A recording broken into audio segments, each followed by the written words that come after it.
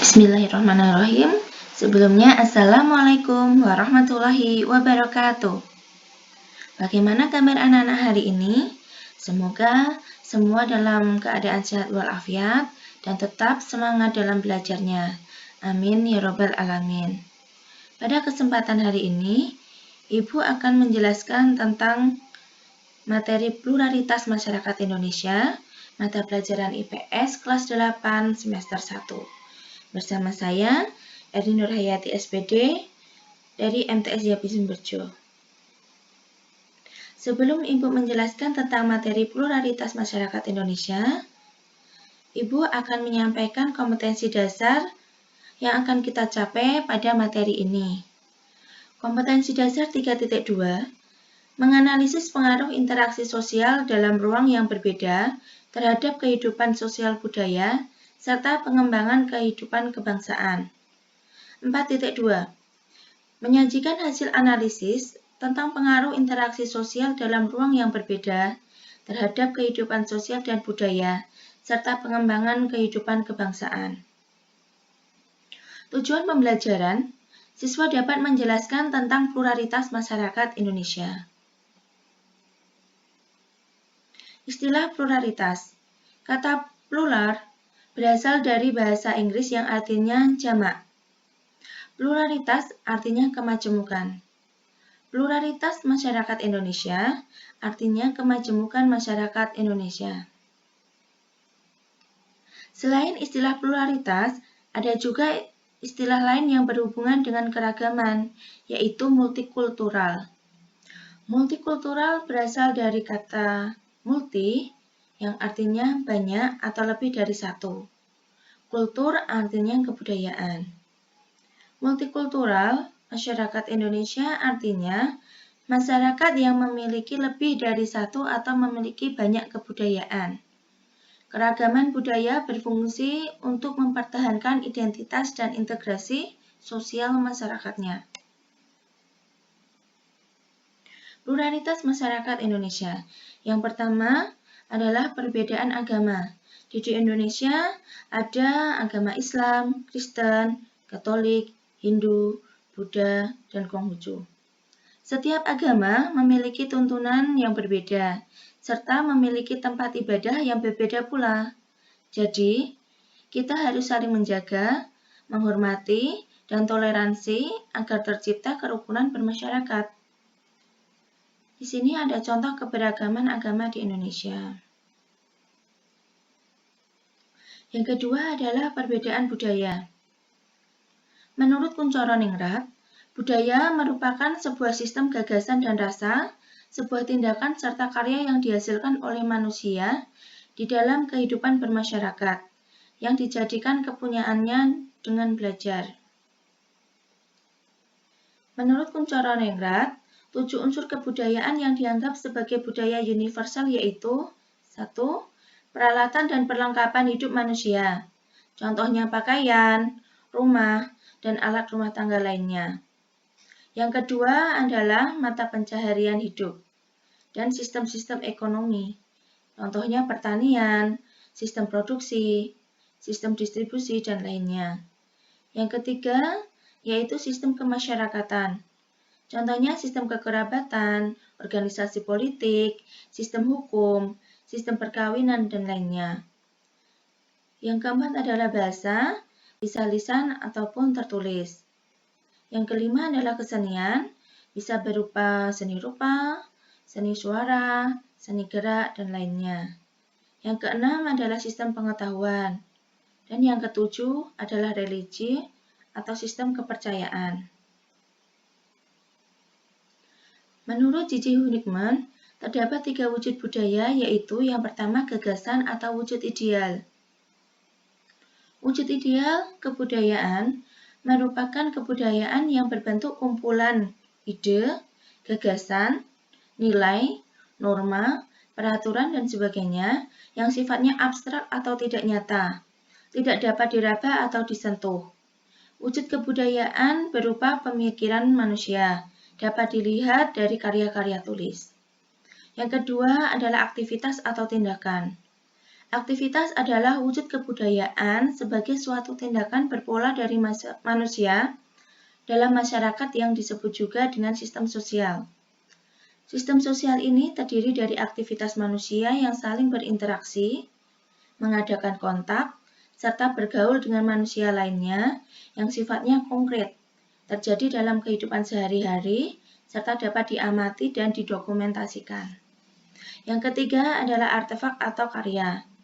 Artefak adalah wujud kebudayaan fisik yang berupa hasil dari aktivitas, perbuatan, dan karya semua manusia dalam masyarakat berupa benda atau hal-hal yang dapat diraba, dilihat, dan didokumentasikan. Sifatnya paling nyata dibandingkan dua wujud kebudayaan lainnya. Yang ketiga adalah perbedaan suku bangsa. Merujuk pada sensus penduduk oleh Badan Pusat Statistik atau BPS pada tahun 2010, Indonesia memiliki sekitar 1.340 suku bangsa. Contoh suku yang ada di Indonesia, yang pertama suku Jawa yang merupakan suku terbesar di Indonesia.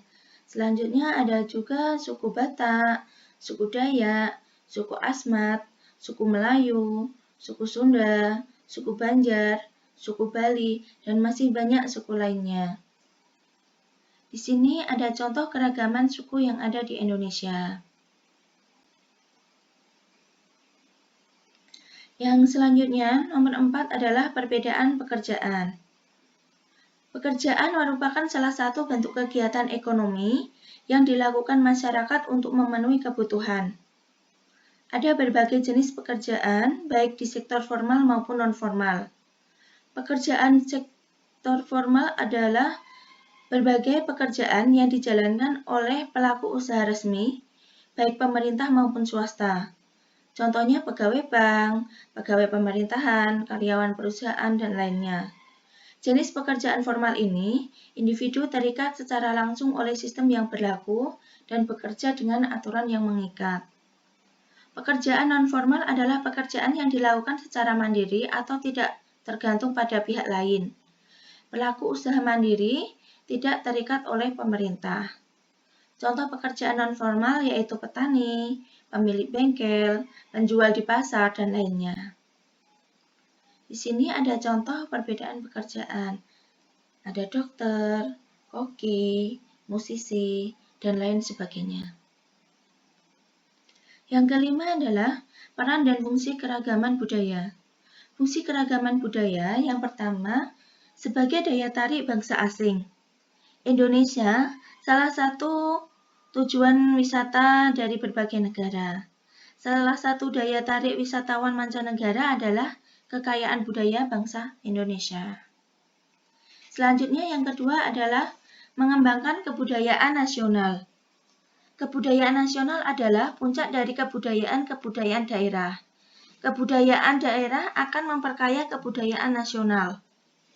Kebudayaan nasional merupakan salah satu atau suatu kebudayaan yang didukung oleh sebagian besar warga suatu negara dan memiliki syarat mutlak bersifat khas dan dibanggakan, serta memberikan identitas terhadap warga.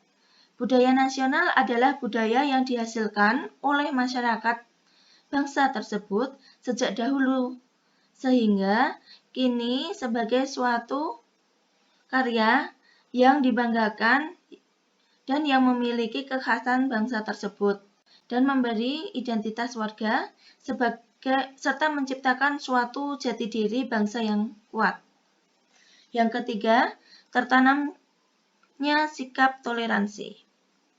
Kekayaan budaya Indonesia merupakan tantangan untuk bersikap toleran. Keragaman budaya yang dimiliki bangsa Indonesia semakin menambah kesadaran masyarakat bahwa pada hakikatnya manusia memiliki perbedaan. Karena itu, perbedaan kebudayaan adalah hal biasa, tidak perlu dipertentangkan. Setiap budaya ingin dikembangkan, perlu sikap saling mendukung serta kebersamaan dalam upaya mengembangkan kebudayaan.